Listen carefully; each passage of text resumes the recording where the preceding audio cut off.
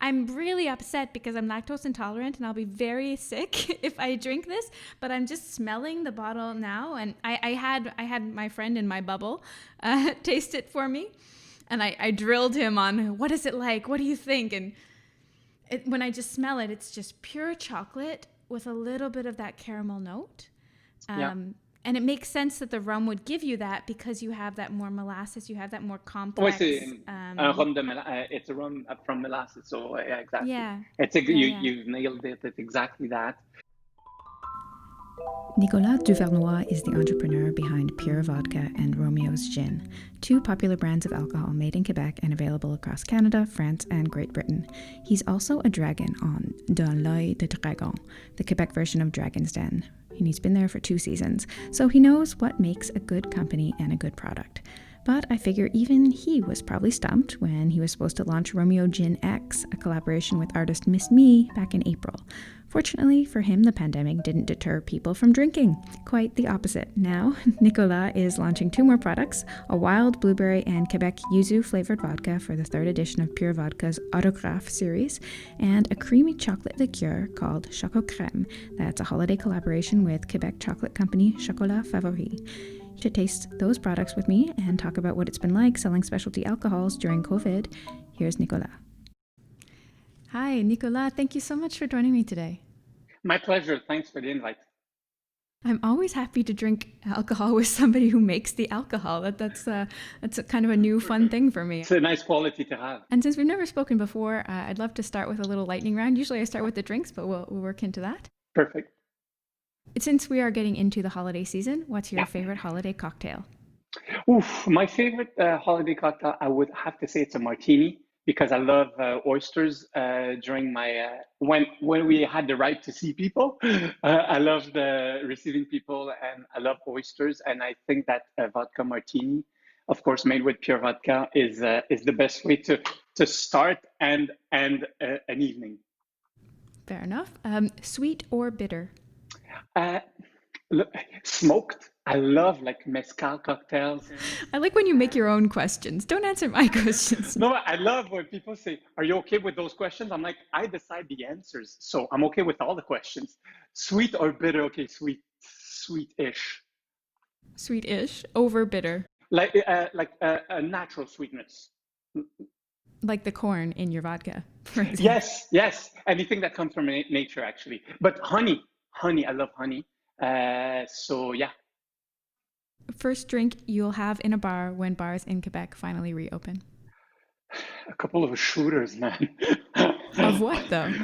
Of vodka again. Look, or maybe whiskey. I don't know, tequila. But it's just been crazy. I love trying new restaurants, going to new bars, tasting cocktails from all those amazing mixologists that we have in the province. And next thing you know, like we can't. It's been way too long that I needed to go and see those people who are our first brand ambassadors. They know what they do.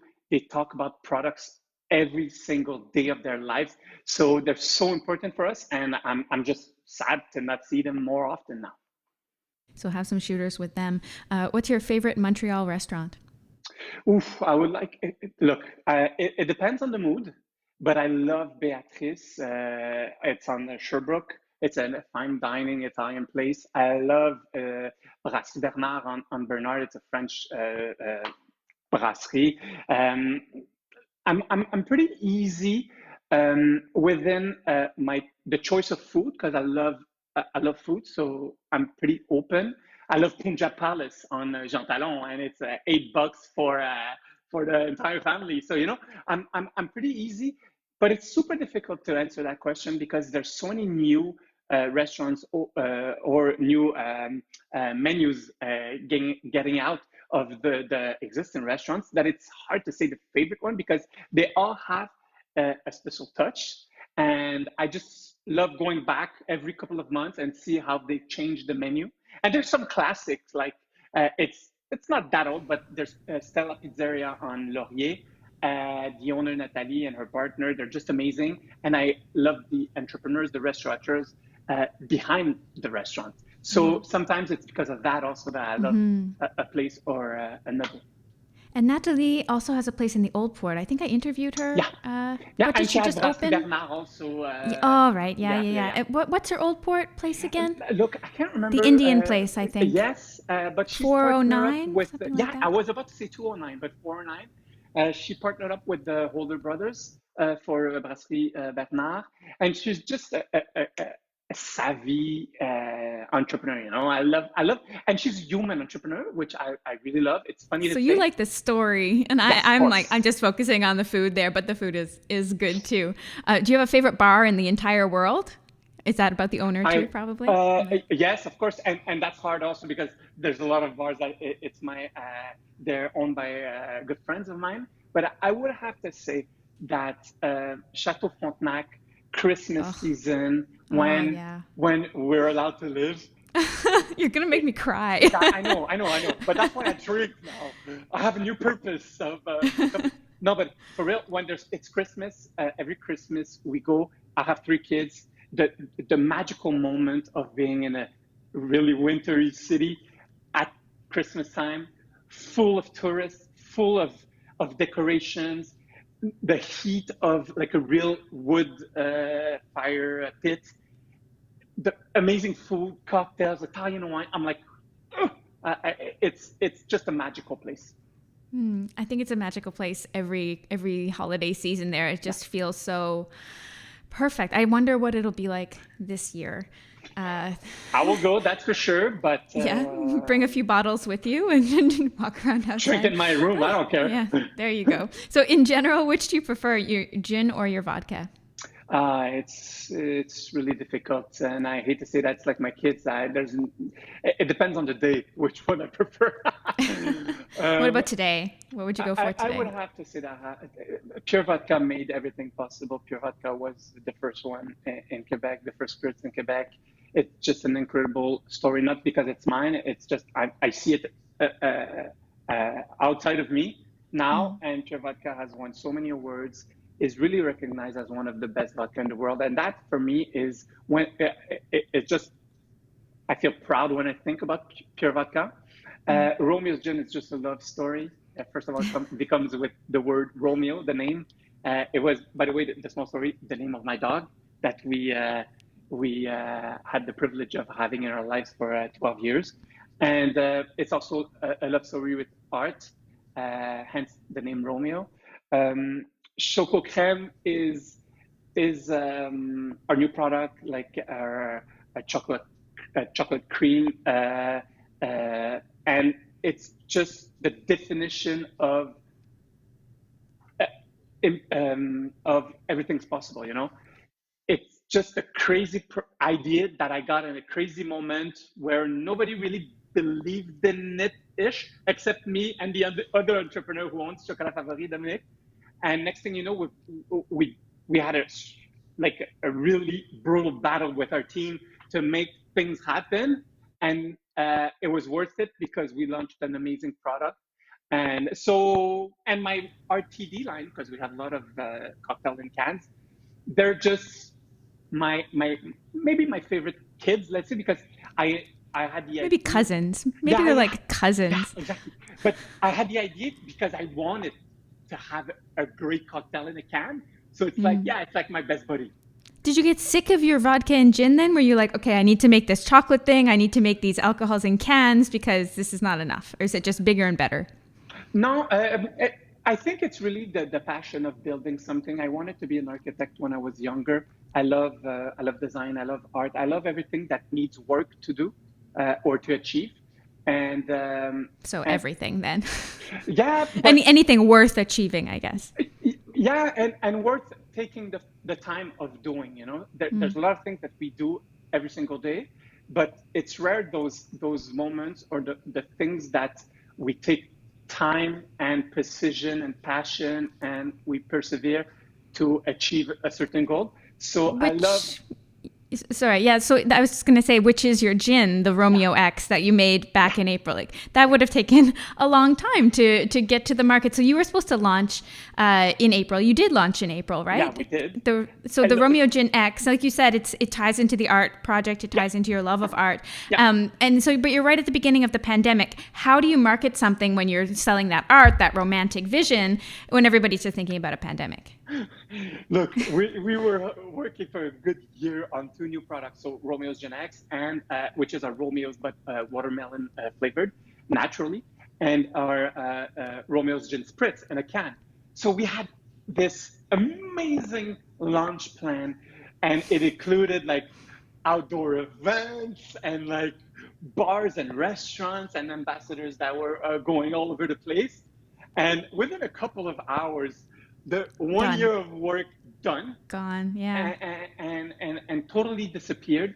And I discovered once again, super important, that I have the best team in the world, because within a couple of weeks they reinvented like a launch, a virtual launch, literally, of all of our products, our new products, and it went amazing. So I'm super proud of those products, but I'm even prouder of my team that made the impossible possible. Right. Okay, so tell me about this gin. Let's try this gin. Yeah. You see the pink color here. I have not tried this yet. I'm about to open it for the first time. So this will You're be not a ready. this You're will not be ready. a no. Oh. And also, how do you feel about ice and no ice? Look, when I taste it as is. Uh-huh. Most of the time I taste it like room temperature, but for real, now I had them in the fridge just to make it like a bit more fresh. But Okay. Romeo's, the first interview I did 5 years ago with Romeo's, and I had to find a way to explain it differently than what I had explained to my team when I had the idea, because it was a bit complicated to explain. I love art. I think we can see that. I love Montreal art. And I didn't want to be another product that pays an artist and that brands its product with the art of the artist. I wanted to be more than that. And so I said at one point, when I said I wasn't that clear for people, I said, look, we're not a gin with a cause. We're a cause with a gin. So we have a cause before. So our cause is to democratize and make accessible street art, urban art, or art in general. And that's why every edition that we have, we showcase a different artist. And you give money back to street art in some way? Yeah, Where do part of the profits go? So we founded a museum, the first street art museum in Canada, that had 24 artists from Montreal doing huge murals for that project. Every artist, first thing we do, of course, we buy the original art piece at the price that it is. We don't try to negotiate or whatever. It's that price.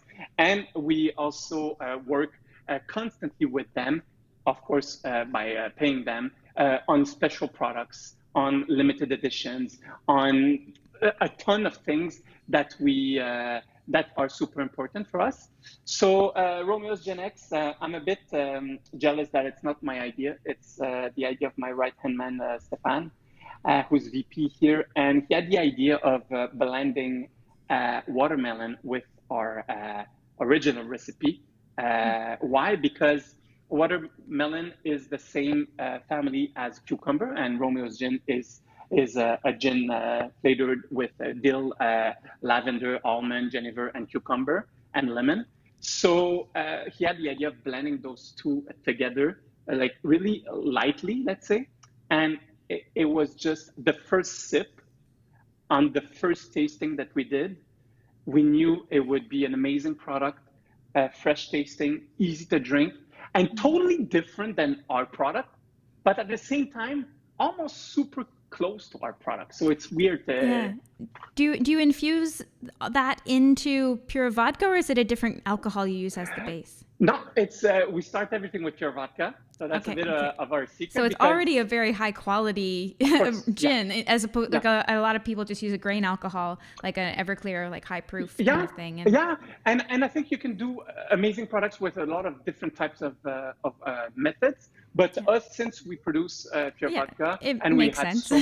we had so much It's success cheaper. It's easy access. It's a good product you're proud of. So yeah, it makes sense. And then you have this beautiful pink color. And then also, I just want to show off the bottle. I didn't really realize when you look through the bottle. Yeah. Maybe you can't see it because of my fake because, background there. You can show it, but you see Miss Me. Actually, the original art piece is here in my office. Above your alcohol collection of all the pure vodkas. That's and all our there. products. Yeah, exactly. And, very nicely presented.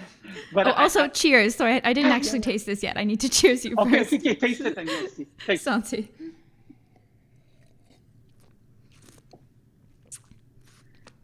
So it's so sweet though. Is that because I know the pure vodka, because you're working with corn, you get a lot of sweetness. You're getting a little extra sweetness from the watermelon, which is very forward. Yeah. Do people call it a sweet product? Like for me, that's the first thing that jumps out.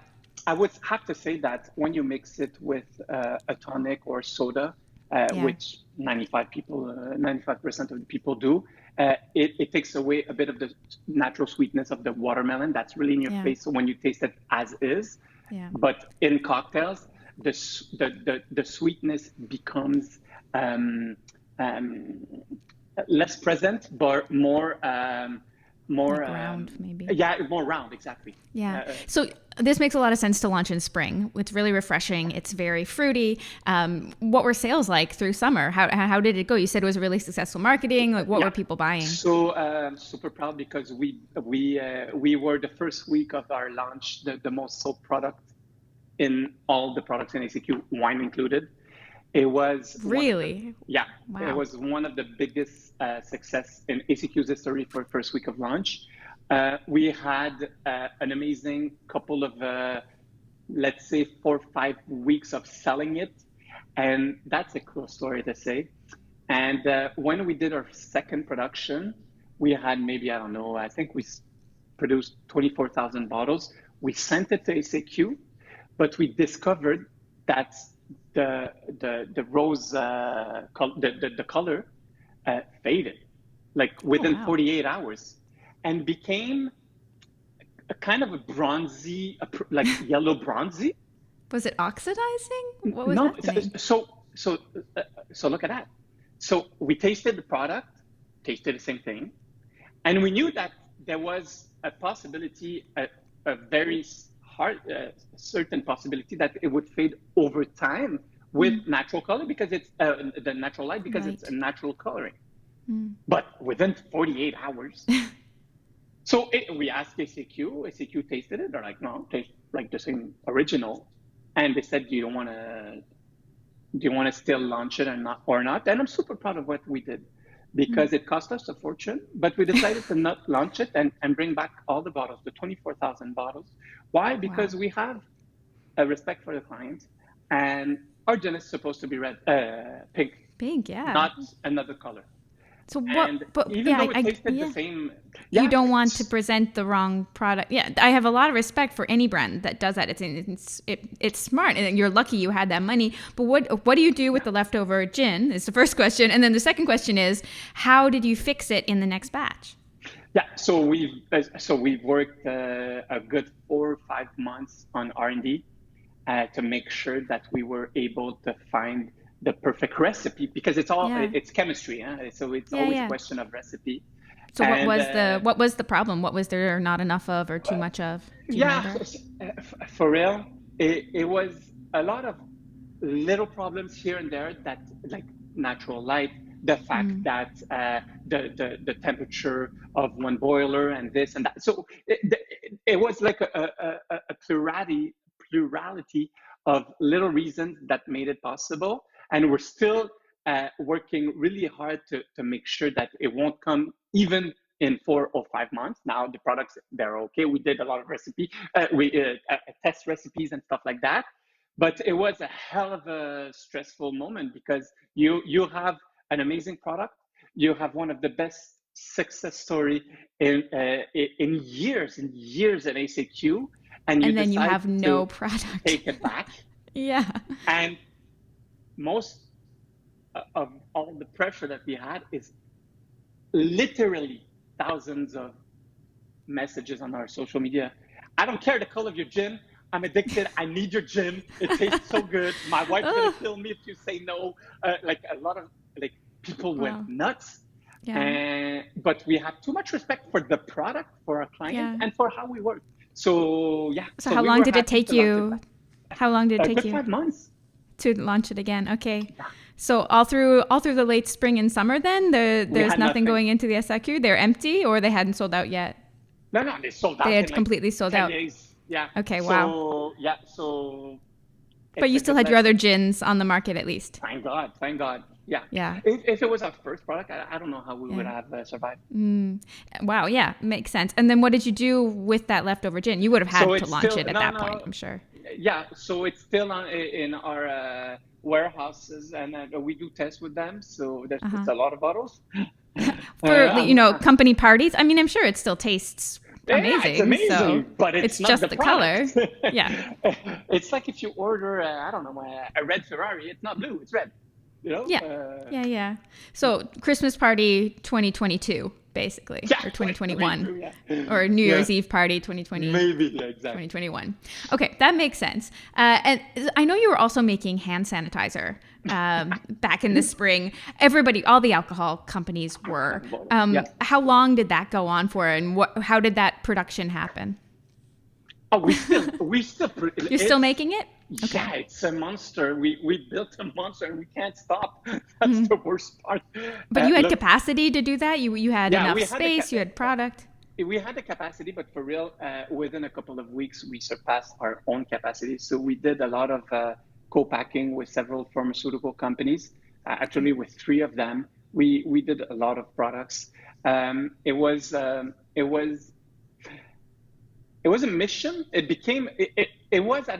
When I got the idea, it was just, look, if all hell breaks loose, at least we can help people, Yeah. Because we didn't know where it was going, the pandemic at the beginning. I had this idea the 18th of March, and we had and it's like around the 14th or 15th of March that the government said, okay, it's a pandemic. So we were quick. I would have to say that once again, we had the capacity to order the alcohol it was the Far West. It was literally the Far West. It still is. It's not something that we wanted to continue for all of our life.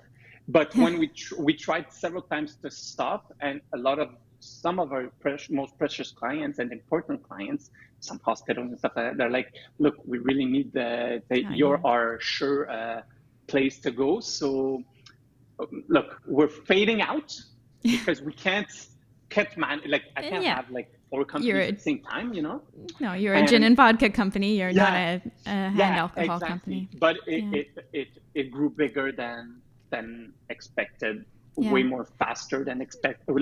It was just it was so unreal that's why it's called Unreal. Yeah, definitely. But you had still space? You had at the beginning, you said you have capacity, but did you have to move anything out of vats? Did you have to shift things around in warehouses? What was the logistics like? The first production, we managed to actually, our first production, we took the grain alcohol, the base grain alcohol that was about to be reworked to produce pure vodka and to create hand sanitizer. And then when we got orders for 53 pallets, it's not 10 bottles, it's No. We decided to approach a pharmaceutical company, and they had the place. We had the people that wanted it. We knew how to produce it. We didn't have a place to bottle it and to have the accreditation, the government, right. Yeah, because there were a lot of stipulations that you need and regulations that you need to follow. During the pandemic, so everybody was lost. Look, it was a pandemic style startup. Yeah. And so you got to try again. That's really cool. And then through the summer, you're selling your hand sanitizer, but you're also selling your vodkas and your gins. And as you know, gins and vodkas were huge sellers in the summer. Everybody's at home. Everybody's off work. Not everybody's off work, but they're drinking more at home. They're not in bars as much. Drinking at work now. Well, yeah, they're drinking wherever they can drink, apparently. What were your sales like during the summer? Look, it was so weird because we went through all the phases of what's going on. Okay, so at the beginning, because we sell also elsewhere, we sell in Japan, in Asia, in France, in Great Britain. So we lost ourselves in Asia, we lost ourselves in Europe, and when it came here, we didn't know that ACQ would stay open, first of all, or all liquor stores actually across Canada, liquor boards. We didn't so we were hoping that something would stay open, or that they give the right to like a supermarket to sell. I don't know, someone has to sell, you know? Yeah. And they did in other provinces. Every province had different legislation. Yeah. And then, so it started with when they said, okay, no more festivals. So us, you have to understand that our TD, ready to drink business, the cans, it's super big. So like no more festivals, ouch, they closed down all the venues and stuff. That's where we have our products, like in Centre Vidéotron, Quebec and stuff like that. So like, damn. Then they're like, okay, let's close all hotels and restaurants. I'm like, man, okay, it's another 15% gone. Like from one day to the other, ciao, bye. So we kept all our liquor boards and we hoped that it would stay there. At the beginning, sales were okay. And as soon as people realize that they're going to be in that boat for a good while, they began to go back to buy food, alcohol, everything that's, or you drink, or you can eat. The business went really well. So the business picked up quite well at the end of May. Then we had an amazing summer for the weather. So people were drinking, instead of drinking at bars, unfortunately, they were drinking at home or around their pool or whatever. So we kind of, the love the public gave to the local products saved all local products, actually, because they saved a lot of hard moments for sure that were in front of us. Yeah, so you lose out on restaurant sales. Our year was good, and restaurant sales actually came back pretty quickly because people like me went to the restaurants like almost every day during the summer because they missed it. So, and in other provinces, they could sell whole bottles of alcohol to go with cocktails. In Quebec, they can't do that, which is contentious, I realize. And I don't think that's going to change anytime soon here. But in other provinces, it did change. So maybe you made a little bit more that way, but probably not as much as you would have gotten. It's super hard to compare to compare year to year. But we had a good year. Like we're privileged. Definitely. We worked like maniacs, but we're really privileged in that whole crisis. Yeah, the restaurants definitely suffered a little bit more than Look, you. it's catastrophic. It's so sad. Yeah. Let's talk about something happier then. You're launching your Autographe 3 series. So this is the third year that you've done this Autographe series. And it's always local Quebec products, right? Yeah. Which is cool. It's that new because I don't even have like a bottle with Me too. Yeah, that I was told when it just showed up unmarked. The color is beautiful, but I was okay. I knew what it was, but I felt very privileged to try this too. And so a lot of people don't know that yuzu grows in Quebec. We know wild blueberries. We're I think the world's largest exporter of wild blueberries. Exactly. But people don't know yuzu. So this comes from a place in Laval, I think. Yeah, and what's interesting with that line of that product that we launch every year, so it's Pure Vodka Série Autographe, and we wanted to put emphasis on all the natural luxury that we have in Quebec or in Canada, and that we don't talk that much about it, or that we say, it's a blueberry. But a blueberry in some countries, it's super expensive. Yeah, really rare, expensive. You know? Like maple syrup. We're so spoiled here. Exactly. So the first edition that we did was with Geneva apple made in Rougemont. The second one was with actually saffron and the honey that was, I hate saying made. How do you say the honey that produced, I guess? Produced by bees? Or harvested? Harvested, maybe, on the roof of Chateau Frontenac. Ah, yeah. Yeah, and this one is a wild blueberry from Saguenay-Lac-Saint-Jean and yuzu. It's just, once again, an amazing product, and it's super interesting to see all the color, and that's like natural colors, so it's really an amazing product. That line of product, it's limited edition. It's always pretty a pretty small production, maybe 2,000 to 3,000 bottles. We wanted to keep it that way because we really work it like artisanally, and it's super complicated. Like I think it's like 3 tons of blueberries that we had to Really? work with because it's It's real funny. like Wow. Like, cause you don't, like, you smell blueberry in the nose, but it's not like boom, boom. artificial, Exactly. you know? Exactly. That's It, natural it, blueberry. yeah. I get a lot of the kind of the booze smell, but And you know what's funny is that you discover what the product really tastes like when you taste the real product. Like blueberry, there's a lot of concentrated or just like aromas of blueberries, but that's yeah. what blueberry tastes like. So I kind of fade out when I'm tasting things. So I kind of had like a moment there with tête dans les nuages.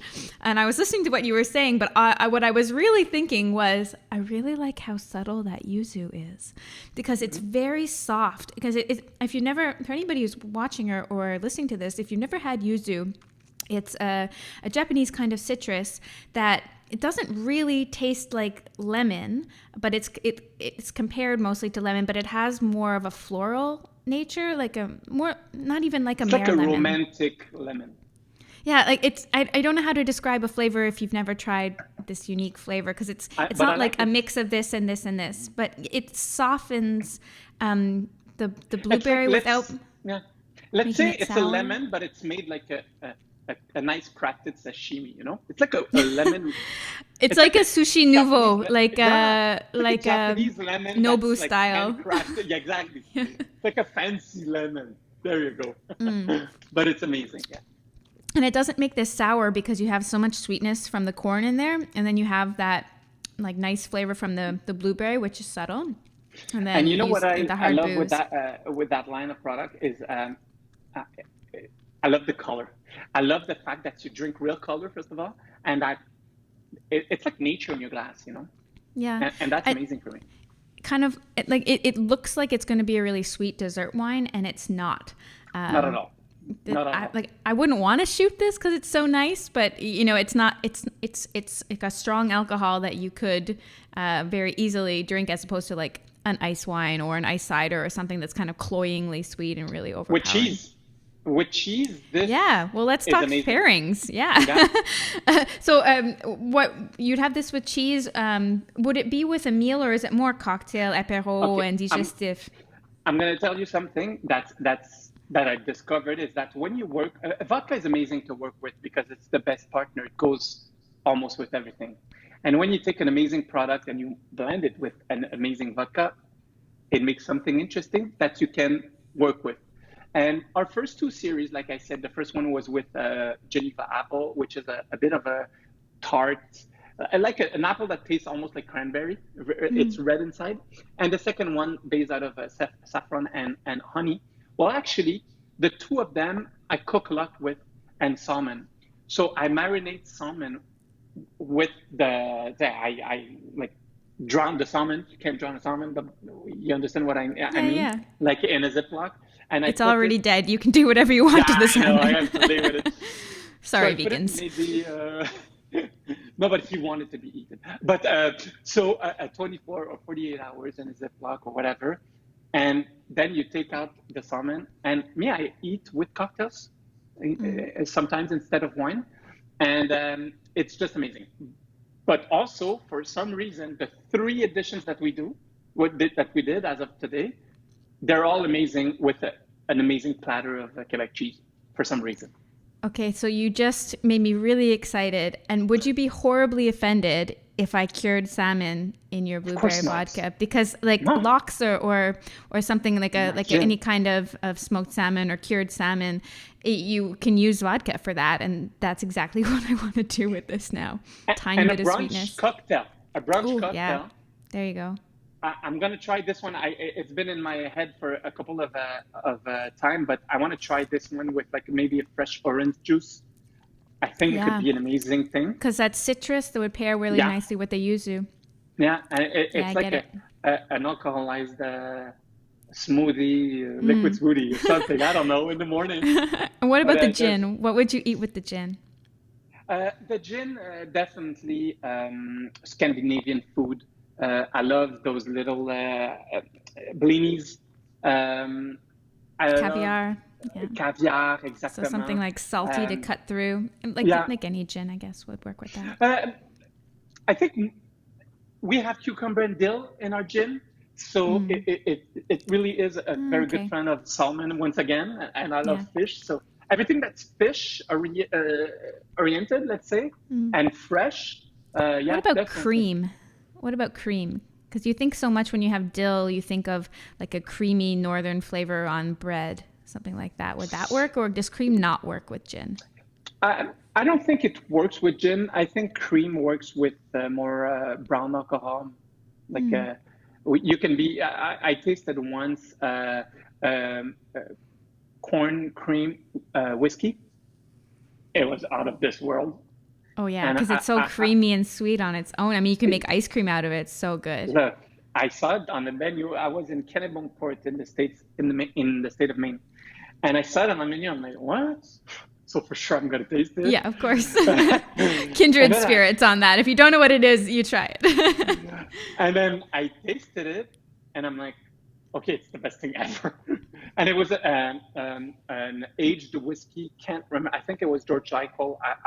I can't say for sure what it was. I can't remember, but it went it went amazing together. So Mm. I think spirits are amazing because there's a lot of creativity Yeah. that you can do. You can have a lot of creativity with them and just invent stuff. Mm. Romeo's X in ice pop, it's amazing. You know, Oof, yeah, that's so good. And the uh, color, like that sells itself. I understand why you're making money with this gin. Can we jump back to yeah, the pure vodka for a second? yeah, Do you infuse the wild yeah. We infuse blueberries? it. Yeah, For how long? How does it sit? I mean, for don't real. give me I'm gonna proprietary, but like tell me what you can no, tell me. but for real, it's really the master distiller that for how long? That's really a question I never asked. I just let the people And work you their do the magic. tasting. So you come in and you get to taste it all and then I taste for a long period of yeah. time. That's what I know. But no, no, no. But it's super difficult because at the beginning of the company, and that's a super interesting question because it brings me to another back to a subject that's related to it. At the beginning of the company, when I launched it with my wife, we were two and we knew everything. And as as time goes by and we grow and we have now 12, 14 products and we work on another 10 products, it's so difficult for me to be present in every phase of Yeah. production and And of you're a dragon and you're doing speaking yeah, engagements. You're a busy person. I understand. yeah, exactly. So what's important for me is to be is we have a every Thursday committee that we talk about all the most important part of what I should know on all the division of the company. Hmm. But I fought for 4 or 5 years to stop wanting to know everything because I couldn't know Mm. everything. And that's the beauty of having a team that you trust. That's the beauty of Yeah. having a way of work for the entire company that people are responsible for each of the phases of production of a Yeah. product. And it's almost humanly impossible to know everything that we do the size we are. Mm. So it's a super interesting question that you asked me because it made me realize once again that it's crazy that 10 years ago I was hoping selling one bottle, and now you ask me how many hours, let's say, it takes to infuse or to distill our wild blueberries, and I don't know. And to tell you the truth, I'm like kind of proud of not knowing because it means that we we surpassed the moment that I wanted to just sell one bottle. Yeah. But at the same time, I'm sad because it's like when you see your kid go to high school or go to college Mm. and you love them so much, but then they have a boyfriend, they have a girlfriend, they have secrets that you don't know, and you're like, what? Mm. But But you I, trust them and you yeah, delegate your responsibilities exactly. within the And my company team and asks me to delegate because I'm a control yeah. freak. Of I course. want to Like, walk. yeah. No, no, no. You have to for sure, and it's. I think it's a point of respect for them, and it's also a company that you want to work for. If you ever need someone to do content marketing for your company, for example, it's like that's something that can be really interesting for that freelancer Mhm. to get to do. Yeah, I truly believe in liberty. And if we took you in our team, it's because we trust you. So do your work. And so let's move on to the Choco Crème. This is a brand new product. You've never done anything in the sweet digestif liqueur realm at all. Why did you want to partner with Chocolats Favoris, which is a chocolate maker in Quebec, to make this product? I was 2 years ago. I was filming an episode of the equivalent of Dragon 10 here. Dans l'œil du dragon. Dans l'œil du dragon with Dominic. He was on my right hand side, and between two pitches, I just clicked. Me, it's always like that. Like I'm like, oh my god, I have the best idea in the world. He was like, what? I'm like, Baileys? He's like, yeah, let's do a Baileys but chocolate flavored. He's like, oh my god, it's the best idea in the world. So that's the real story. And it took a good 18 months, let's say 2 years to launch that product. And I'm ultra super proud of that product for a couple of reasons. First of all, it's two Quebec-based companies, or two Canadian, Montreal, whatever. I'm not like a geographical soldier there, but it's just two companies from here. It's two entrepreneurial companies. So it's look, I don't know if I'm young, but I think I'm young. So two young guys that just had a dream to start something, or he bought something with a couple of chocolatiers. Now he has like 40, 50. And once again, 100% natural product, amazing tasting product. Two companies that were so privileged and honored that people from Quebec really love our companies, both of us. So cream, sugar, alcohol, milk protein, cocoa, natural flavoring, cellulose, and sodium citrate. I imagine sodium citrate is a preservative and the cellulose is for texture? Exactly. And what's super interesting with that is that it's real cacao. And it's, I always say, it's, when you respect the way the farmer lives and you pay them a fair trade cacao, which is super difficult and super expensive. I have to tell you that I do not understand people who don't choose that way of work, but I understand the mathematics of not choosing that way of work. But to be a good entrepreneur in my eyes is not just to have success for yourself, it's to make everybody around you have success. So that's why we chose that path. And even, wait. So was it Dominique who was already working all fair trade, or did Chocolats Favoris work with non-fair trade as well? So he already had those relationships in place, and you could just be like, okay, let's take your chocolate, which is already great quality, and incorporate it into this alcohol. We worked like maniacs with his team to be able to develop that product, because to tell you the truth, it's complicated to launch or to develop a product within one team. Within two teams from two companies, one in Quebec, one in Montreal, one who understands the alcohol business, which is normal, it's our business, one that understands the chocolate business and we don't understand the chocolate. So it was an amazing team building, adaptation. We've had to learn so many things, but the product is just the bomb. Yeah. So we're so and you know vodka and you know gin. So what is the base alcohol in this? You want to laugh? It's rum. Actually. Why did you go with rum? We wanted to. It's cheaper probably, but you're making your own vodka, so maybe not. It's always a question of tasting quality, and if. Of course, we tried with vodka from scratch, and it didn't work. Rum brings it. No, because it tasted like others. We wanted a more round approach, and rum. Maybe it's the geography of the rum and the chocolate. Maybe it's they blend well together because they're from the same. They need the same, let's say. Temperature, I don't know. Well, there's a torréfacté, there's a toasted, caramelized note to it. I'm really upset because I'm lactose intolerant and I'll be very sick if I drink this, but I'm just smelling the bottle now, and I had my friend in my bubble taste it for me, and I drilled him on what is it like, what do you think, and when I just smell it, it's just pure chocolate with a little bit of that caramel note. And it makes sense that the rum would give you that because you have that more molasses, you have that more Ouais, complex. c'est un rhum de it's a rum from molasses. So yeah, exactly. Yeah. It's a, Yeah, you yeah. you've nailed it. It's exactly that, and it gives a roundness to the product, and it gives a product that feels um, made in a whole instead of it tastes two or three different things, you know. Yeah, yeah, yeah. So yes, of course, it's a blend of a lot of products when you do a product, but it tastes one. There's one taste. You understand what I mean? Yeah, yeah. Sometimes you taste like, oh, it tastes whiskey and it tastes maple Yeah. syrup.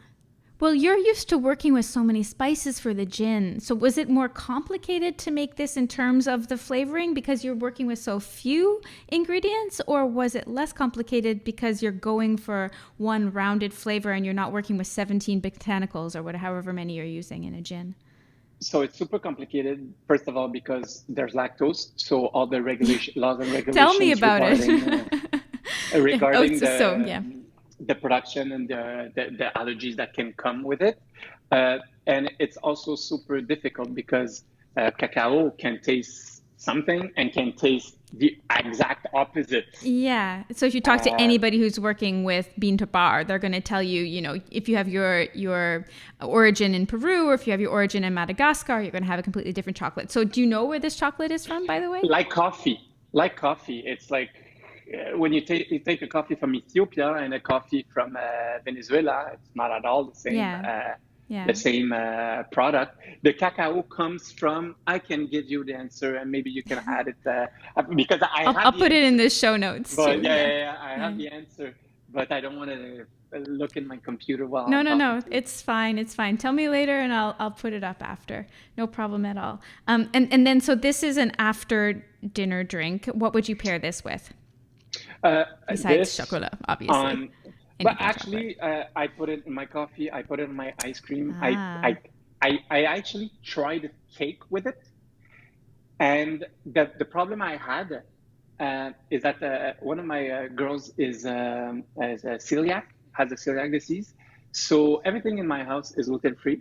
And to make a cake, it wasn't for my kids, but I had like all the ingredients that were gluten free. So it didn't work out. It tasted well, but it was like a bit of a smooshy thing. Can I tell you the secret? Ask Mama. Yeah. I'm also gluten free. So there's a cookbook called Flavor Flours, and it's by Alice Medrick.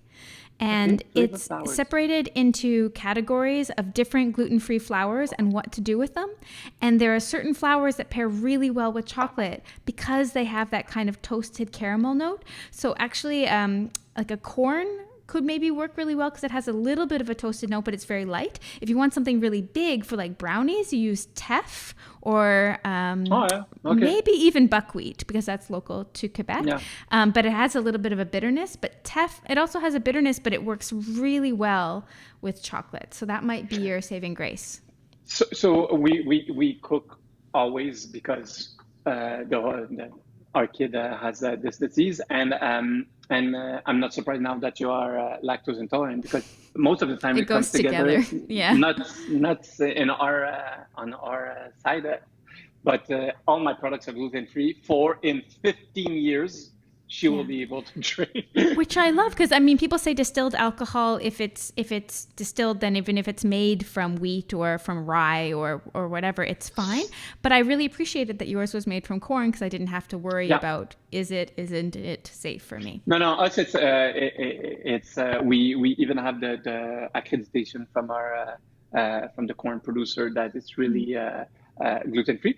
It's not something that we play with. It's just a nice add-on, and it's important for me a bit also because I have a special thinking when I have the ideas for all those products.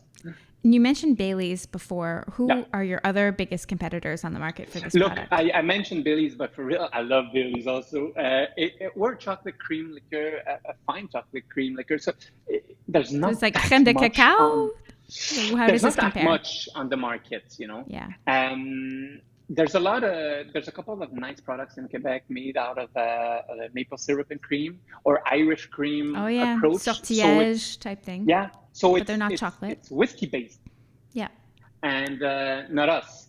So it's quite it's really different products, but yeah, we enter the same category, let's say, as all the big players, Amarula and stuff. But they're actually pretty much all good, huh? Tasty for sure. Like my tester had no complaints.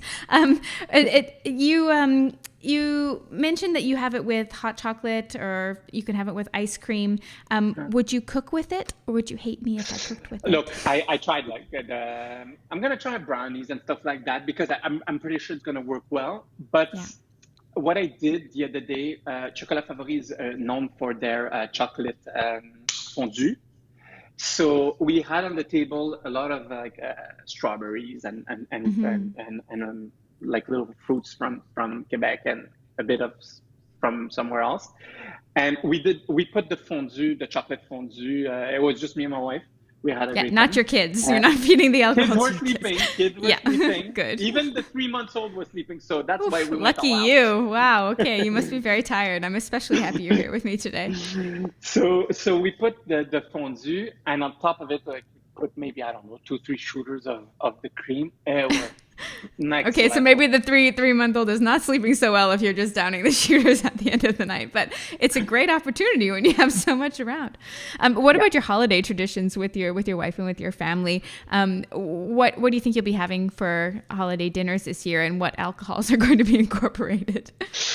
It's super difficult this year because we really respect the government and all the things that they ask, whether you're pro or con or whatever, what's happening right now. I think that everybody has a responsibility to follow like what I think science like tells us to do, so we won't have a big thing, but we'll stay just our little family and enjoy winter. When you have kids, winter becomes cool again because you play in the snow, and we live on. I play in the snow anyway. I don't need kids for that.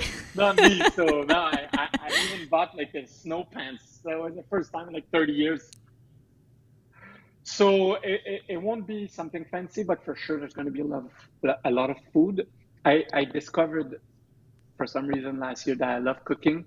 When I bought, not last year, 2 years ago, when we bought a house, my first barbecue, and I thought it was something for me to do because that's the tradition, let's say. And I really discovered that cooking is one of the rare things that I do, and I stopped thinking about things. So, and maybe some people will say I'm not enjoyable when I cook, but a lot of times I cook and I put like a podcast on, and I'm in my total bubble, man, and I just enjoy it. So yeah, cooking and a lot of Choco Crème. What will you be doing this holiday? Maybe you, like Nicolas, will be drinking a lot of Choco Crème, as will the winner of this week's Choco Crème giveaway on Instagram. Thanks so much to everyone who participated, but there can only be one winner. So without further ado, after a random draw from the more than 130 entries, the winner is Matt Falardeau. Congratulations, Matt. There'll be more giveaways on the Second Set podcast in the future, so if you aren't already, follow me on Instagram at Miss Watson, that's Miss Watson with 2 T's, to never miss a chance to win something delicious.